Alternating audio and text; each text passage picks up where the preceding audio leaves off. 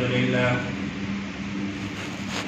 لله نحمده ونستعينه ونستغفره ونؤمن به ونتوكل عليه ونعوذ بالله من شرور أنفسنا ومن سيئات أعمالنا ونعوذ بالله من شرور أنفسنا ومن سيئات أعمالنا ونعوذ بالله من شرور أنفسنا ومن سيئات أعمالنا من يهده الله فلا مضل له ومن يضلل فلا هادي له أشهد أن لا إله إلا الله وحده لا شريك له وأشهد أن سيدنا وسندنا وشفيعنا ومولانا محمدا عبده ورسوله صلى الله تعالى عليه وعلى آله وأصحابه أجمعين وبارك وسلم تسليما كثيرا كثيرا أما بعد فأعوذ بالله من الشيطان الرجيم بسم الله الرحمن الرحيم يا أيها الذين آمنوا استعينوا بالصبر والصلاة إن الله مع الصابرين وقال رسول الله صلى الله عليه وسلم أفضل الصيام بعد شهر رمضان شهر الله المحرم أو كما قال عليه الصلاة والسلام رب اشرح لي صدري ويسر لي أمري واحلل عقدة من لساني يفقهوا قولي اللهم صل على محمد وعلى آل محمد كما صليت على إبراهيم وعلى آل إبراهيم إنك حميد مجيد اللهم بارك على محمد وعلى آل محمد كما باركت على إبراهيم وعلى آل إبراهيم إنك حميد مجيد. در محترم معزز سامعین کرام، چاند کے اعتبار سے جو مہینہ ہے وہ محرم الحرام، یہ اسلامی سال کا پہلا مہینہ ہے اور یہ ماہ اللہ کے نبی صلی اللہ علیہ وسلم نے اشہر حرم میں داخل فرمایا ہے۔ اشہر حرم 4 مہینے ہیں، 3 تو ایک کے بعد دیگرے، یعنی جو چل رہا ہے جیسے ذی القعدہ چلا، اس کے بعد ذی الحجہ اور اب محرم الحرام، اور ایک مہینہ ہے رجب المرجب کا۔ اور یہ اشہر حرم وہ مہینہ ہے کہ جس کے اندر مسلمان تو مسلمان زمانے جاہلیت میں بھی لوگ اس کی احترام بجا لاتے ہیں۔ ان مہینوں کے اندر نہ لڑائی جھگڑے ہوتے تھے، نہ فتنہ و فساد، اور جو گناہ کرتے تھے وہ بھی بہت کم ہو جاتے تھے ان مہینوں کے اندر۔ یہ سلسلہ اسلام آنے کے بعد بھی ایسا ہی رہا۔ یہ 4 ہی مہینے اشہر حرم کہلائے، اس کا اللہ کے پاس بہت احترام والا مہینہ ہے، بہت بزرگ تعظیم والا مہینہ ہے۔ اور محرم الحرام کی 10 تاریخ کو 2 عظیم واقعات ہوئے ہیں دنیا اسلام کے، دونوں کو ہم یاد بھی رکھتے ہیں۔ جیسے ہی محرم الحرام کا مہینہ آتا ہے ہمیں وہ حصہ یاد آ جاتا ہے۔ ایک تو وہ جب فرعون اور اس کی حکومت لوگوں پر ظلم و ستم کے پہاڑ توڑے، اور فرعون کی فرعون دعویٰ کر بیٹھا خدا کا، اور اس کی سرکشی عروج کو پہنچ چکی تھی، اس کی اصلاح کے لیے، اس کی تنبیہ کے لیے، اس کو آگاہ کرنے کے لیے اللہ تبارک و تعالیٰ نے حضرت موسیٰ علیہ السلام کو مبعوث بنایا۔ پھر بھی وہ نہیں مانا، اور حضرت موسیٰ علیہ السلام نے ایک کے بعد دیگرے 9 معجزات دکھائے اس کے سامنے کتنے معجزات دکھائے؟ 9 معجزات دکھائے، پھر بھی اس کی سرکشی ختم نہیں ہوئی۔ تو حضرت موسیٰ علیہ السلام نے اپنے قوم بنی اسرائیل کو لے کر دریا پار ہوئے۔ حضرت موسیٰ علیہ السلام کو اپنے قوم کو لے کر دریا کے پار ہو گئے۔ فرعون نے اپنی لاؤ لشکر کے ساتھ وہ بھی دریا میں اترا تو ڈوب گئے۔ آج بھی اس کی لاش قاہرہ کی یونیورسٹی کے میوزیم میں رکھی گئی، ایک عبرت بنا ہوا اللہ کے ساتھ سرکشی کرنے کا کیا انجام ہوتا ہے۔ اور جب نبی اکرم صلی اللہ علیہ وسلم مکے میں زمانے جاہلیت میں، یعنی نبی اکرم صلی اللہ علیہ وسلم ابھی نبی نہیں بنائے گئے ہیں، تو قریش لوگ 10 محرم الحرام کا روزہ رکھا کرتے تھے۔ وہ کیوں رکھتے تھے؟ اس لیے کہ کعبے کا غلاف کو 10 محرم الحرام کو چڑھایا کرتے تھے۔ اور اس زمانے میں حضرت نبی اکرم صلی اللہ علیہ وسلم جب نبی بنا دیے گئے تو نبی صلی اللہ علیہ وسلم بھی اور حضرات صحابہ بھی وہ بھی روزہ رکھنے لگے اس دن، 10 محرم الحرام کو روزہ رکھتے تھے۔ اللہ کا مہینہ ہے۔ حضرت عائشہ صدیقہ فرماتی ہیں کہ نبی اکرم صلی اللہ علیہ وسلم اس وقت تک جب تک کہ رمضان کے روزے فرض نہیں ہوئے تھے، اس وقت تک محرم الحرام کے روزوں کی بہت پابندی کرتے تھے، اس کو بڑے ہی اہتمام کے ساتھ روزہ رکھا کرتے تھے۔ جیسے ہی رمضان کا روزہ فرض ہو چکا تو اس کے بعد اختیار دے دیا، جو چاہے رکھو جو چاہے نہ رکھو۔ اور جب نبی اکرم صلی اللہ علیہ وسلم مدینہ ہجرت کیے، مدینے میں آئے، مدینے میں آنے کے بعد تھوڑے سالوں کے بعد پتہ چلا کہ یہود بھی عاشورہ کا روزہ یعنی 10 محرم الحرام کا روزہ رکھتے ہیں۔ نبی اکرم صلی اللہ علیہ وسلم نے ان سے پوچھوایا کہ تم اس دن کیوں روزہ رکھتے ہیں؟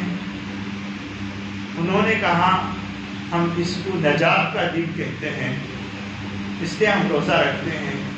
وہ واقعہ یعنی حضرت موسیٰ علیہ السلام کو اللہ تعالیٰ نے اس دن نجات دی فرعون کے ظلم و ستم سے، ان کی سرکشی سے، ان کو فنا و برباد کر دیا اور غرق کر دیا دریا میں۔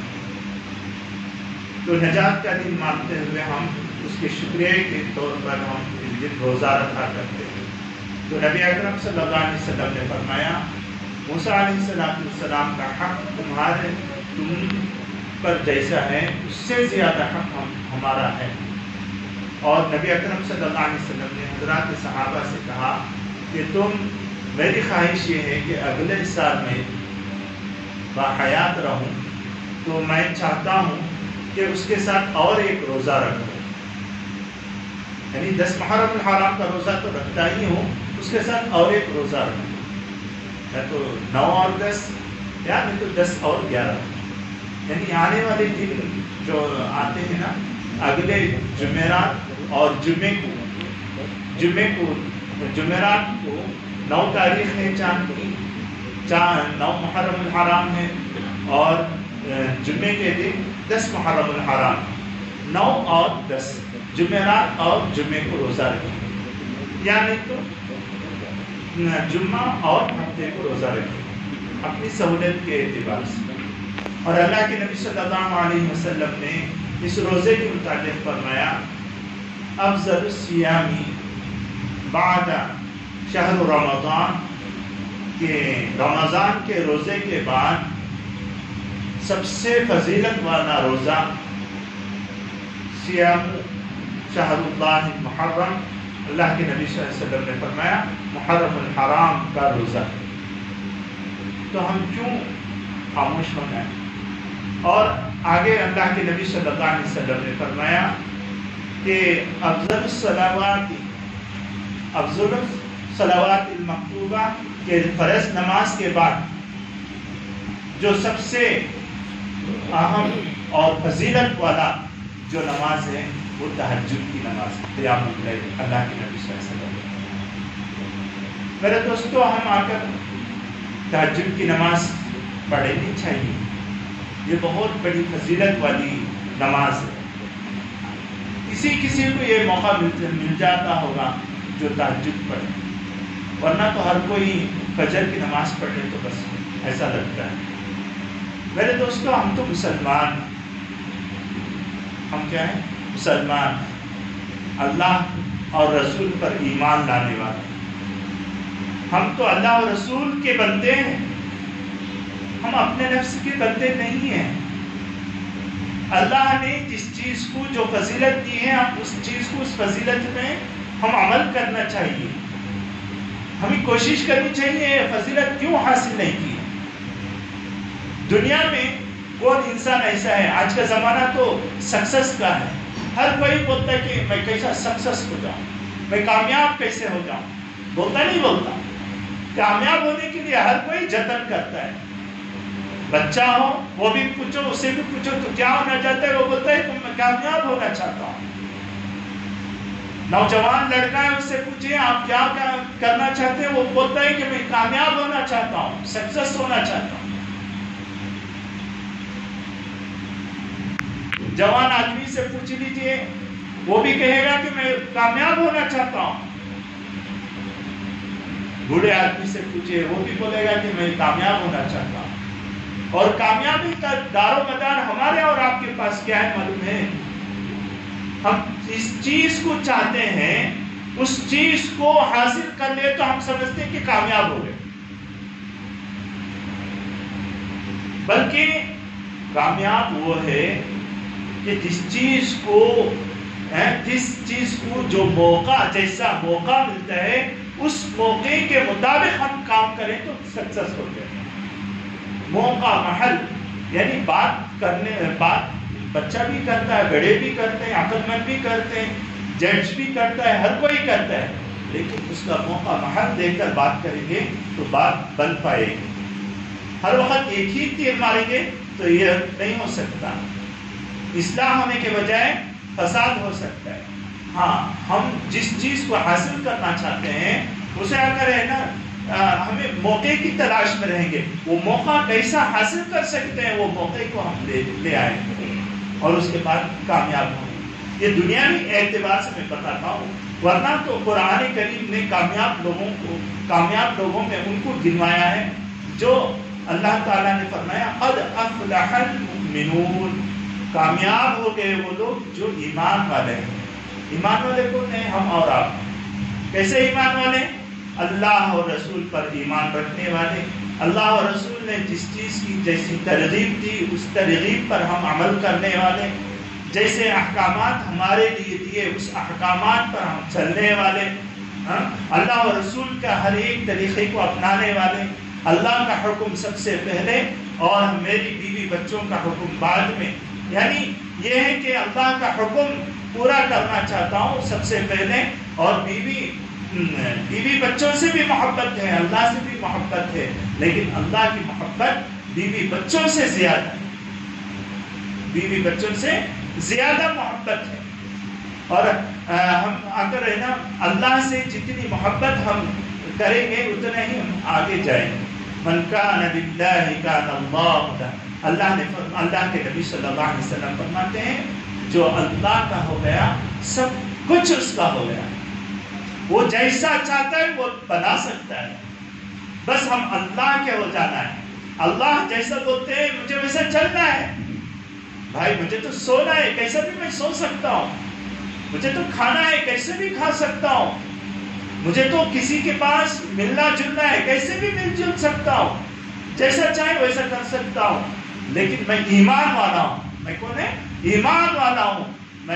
میرے اندر یہ جذبہ، میرے اندر یہ شوق، میرے اندر یہ طلب، میرے اندر یہ طلب ہونی چاہیے کہ نہیں، اللہ نے اس سے ملنے کا، کس طریقے سے ملنے کا حکم دیا ہے، میں اس طریقے سے ملتا ہوں.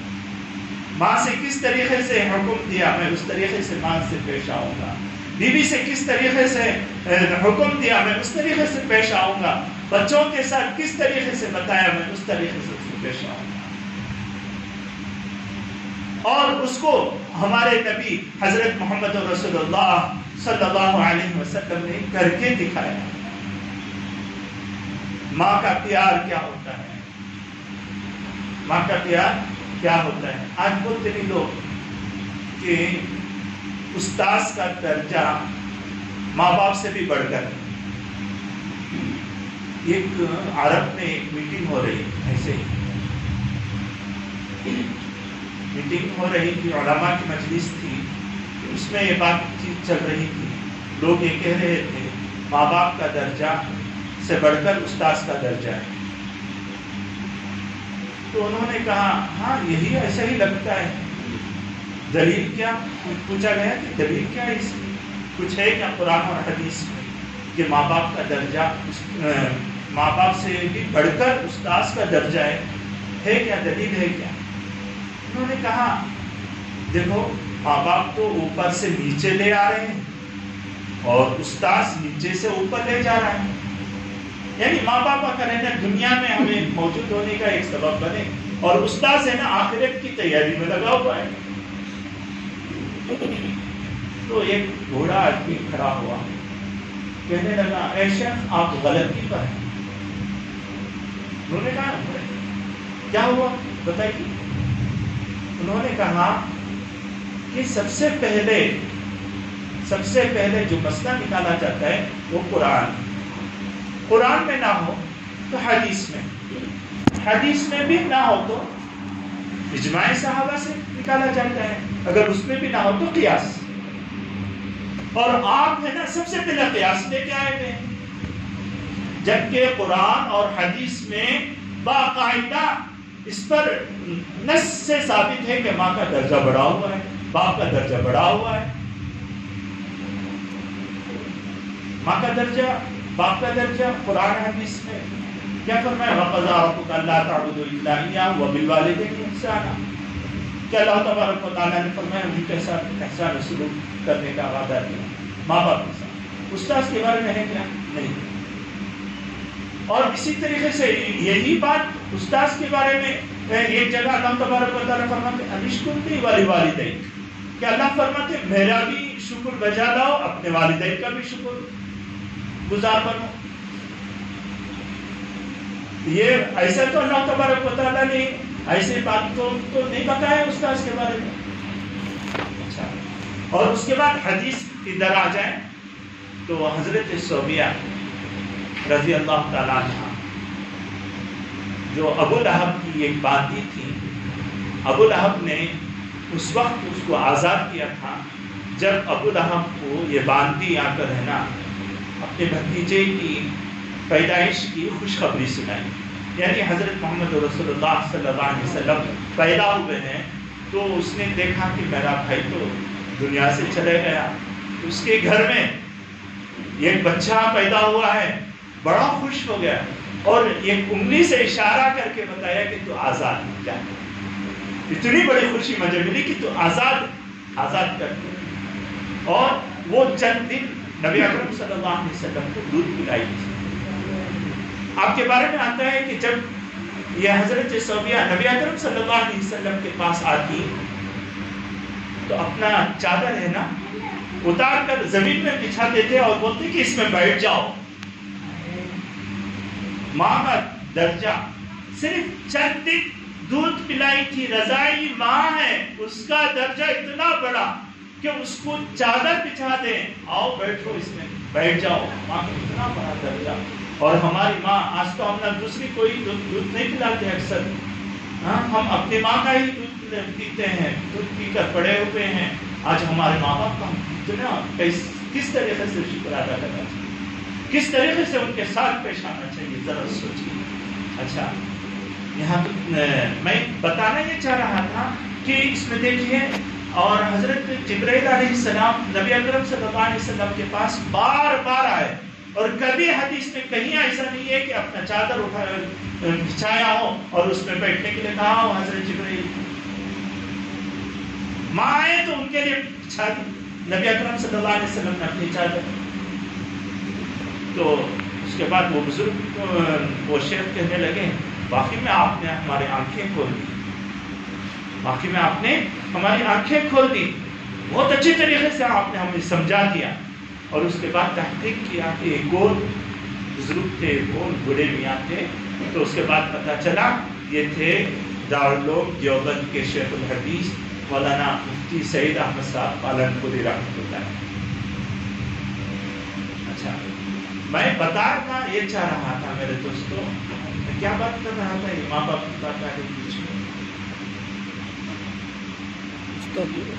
میں ماں باپ کی بات اس سے پہلے کچھ بول رہا تھا تو بیچ میں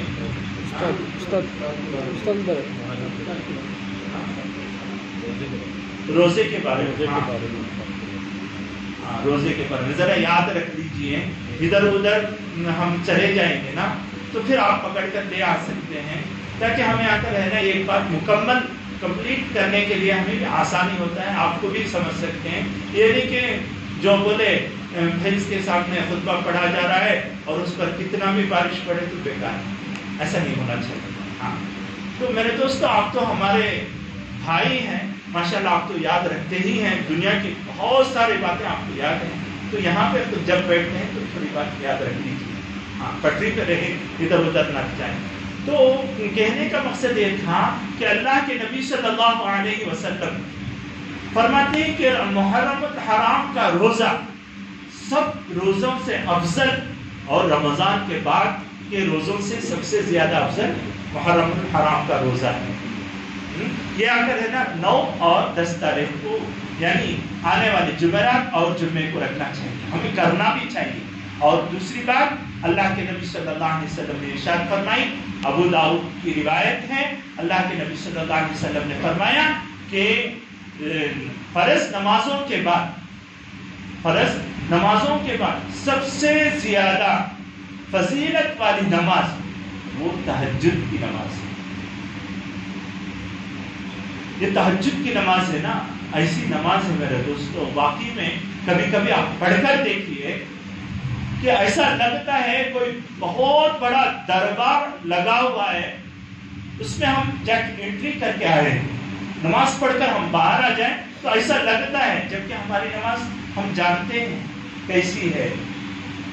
جیسے ہی ہم تکبیر تحریمہ بول کر ہاتھ باندھتے ہیں، جتنے باتیں زندگی بھر کے تھے وہ سب آنا شروع. ہماری نماز ایسی، اگر ہم پورے خوش و خضوع کے ساتھ نماز پڑھتے تو کتنا اچھا ہوتا. اللہ کرے کہ ہمیں پورے خوش و خضوع کے ساتھ نماز پڑھنے والا بنائے. لیکن ایسی نماز میں ہم تہجد کی نماز پڑھیں تو اتنا مزہ ملتا ہے، تو پھر ہم نماز کیوں چھوڑنا چاہیے میرے دوستو. ہمیں اگر ہے نا آج کیا پیاری ہوگی، موبائل پیارا ہوگا. ہمارے ایک دوست تھے، ان سے کسی نے پوچھا آپ بتائیے کہ آپ کو نیند کب آتی ہے، آپ کو نیند کب آتی ہے. انہوں نے کہا کہ جب نیند آنا شروع ہوتا ہے تب آ جاتی ہے. تو انہوں نے کہا نہیں، جب نیند بھی آتی ہے پھر بھی ہم جاگتے ہی رہتے ہیں. کب نیند آتی ہے معلوم؟ جب ہمارا موبائل کا نیٹ ختم ہو جائے یا ہمارا موبائل کا نیٹ ہم بند کر دیں تو جب نیند آتی ہے. ہمارے دوست نے کہا آج حالت یہ ہے، یہ نہیں ہے کل کو نہیں. آج اس کی وجہ سے کیا ہوگا معلوم؟ ہمارے گھر میں پہلے ہی دین کی تعلیم نہیں ہوتی. ایٹ لیسٹ یہ 5 اور 10 منٹ ہم گھر میں بیٹھ کے ہم دینی جو کتاب آپ چاہتے ہیں، دینی کی کتاب مانگتے ہیں آپ، وہ کتاب کھول کر پڑھیے نا. آپ فضائل اعمال اٹھا لیجئے، بہت آسان ہے، سمجھنے کے لیے بھی آسان ہے، بڑے آسانی سے آپ پڑھ سکتے ہیں. اگر آپ فضائل اعمال نہیں پڑھنا چاہتے چھوڑ دیجئے، دوسری کتاب لے لیجئے، معرفت الحدیث لے لیجئے. وہ بھی نہیں کرنا چاہتے ہیں، دوسرے واقعات ہیں وہ کتاب لے لیجئے. اگر یہ 5-10 منٹ ہم اپنے گھروں میں یہ دینی کتاب پڑھتے نا، تو آج ہماری جو بہن غیروں کے گھروں کو آباد کر رہے ہیں نا، وہ ایسا نہیں ہو سکتا. آج آئے دن ہم دیکھتے رہتے ہیں، سوشل میڈیا پر آپ بھی لگے ہیں، میں بھی لگا ہوں، آئے دن ایسے ویڈیو آتے ہیں کہ وہ بہن فلاں کے ساتھ ایسا چیٹ کر رہی تھی، وہ بہن فلاں کے ساتھ ایسا لگ گئی، وہ بہن فلاں کے ساتھ نکاح کے لیے کیا ہے اپلیکیشن دیا ہوا ہے، وہ بہن فلاں کے ساتھ کورٹ میرج کی ہے. آئے دن لگتے ہیں. آج ہم کو ہمارے دین سے زیادہ ہم کو اپنے موبائل سے پیار ہو گیا میرے دوستو. موبائل میں کیا چیز ہم چھوڑتے ہیں، لیکن ہمارے دین کیوں اتنا بگڑ گیا؟ یہ موبائل کی وجہ سے ہمارے بہن لاوارث ہو چکے ہیں. ہماری بہن جب ایسے ہی عورتیں نہیں تھیں، ہماری بہن خدیجہ اور حضرت عائشہ کی بہن تھی، وہ بہن حضرت فاطمہ کی بہن تھی. آج وہ بہن کو ہم کس کے ساتھ چھوڑ دیا؟ آج ہمارے گھروں کے اندر دینی تعلیم نہیں ہے. دینی تعلیم لانا چاہتے ہیں 5-10 منٹ کے لیے کسی استاذ کو بھیج دو وہاں پہ پڑھنے. نہیں میرے دوستو، جس وقت ہمارے گھر میں سارے جمع ہو جائیں تو 5 منٹ ہی صحیح دن بھر میں، کتنا 5 منٹ میرے دوستو. یہ جو بہنا ہے نا دوسروں کے ساتھ چلے جاتی ہے نا، اگر میرے بس میں ہوتا نا میں ان سے ہاتھ جوڑ کر کہتا، بہن تو کس کا گھر آباد کر رہی ہے؟ اسلام نے تیرا حق کیا کیا گنوائے، اسلام نے تیرا مقام کتنا اونچا کیا تھا، اسلام نے تیرا مقام کتنا اونچا کیا تھا، تو کیوں اتنی گر پڑ گئی؟ دوسرے مذہب میں کیا اس میں انصاف ملے گا تجھے؟ دوسرے مذہب میں کیا تجھے محبت ملے گی؟ دوسرے مذہب میں وہ حق ملیں گے جو اسلام نے تجھے گنوایا ہے؟ میرے بس میں ہوتا تو ہر بہن سے ہاتھ چھوڑ کر دیتا، میرے بس میں نہیں ہے. لیکن میرے دوستو میں آپ سے کہنا یہ چاہتا ہوں، ہمارے گھر میں جب تک دینی تعلیم سے آراستہ نہیں کریں گے اس وقت تک یہ بھی ہوگا اور اس سے زیادہ بھی ہو سکتا ہے. اللہ حفاظت فرمائے میرے دوستو. ہمارے گھروں میں دینی تعلیم آراستہ کرنا چاہیے.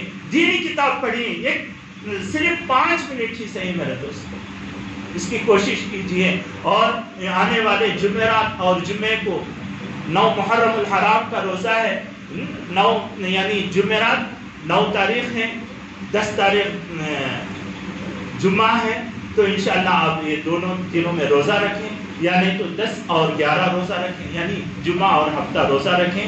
یہ روزہ رمضان کے روزے کے بعد سب سے فضیلت والا روزہ ہے. یہ ہمارے اور آپ کے آقا حضرت محمد رسول اللہ صلی اللہ علیہ وسلم نے اپنے فرمان میں ہمیں بتایا ہے. ہمیں عمل کریں. اللہ تبارک و تعالی ہم سب کو عمل کرنے کی توفیق عطا فرمائے. آمین. وآخر دعوانا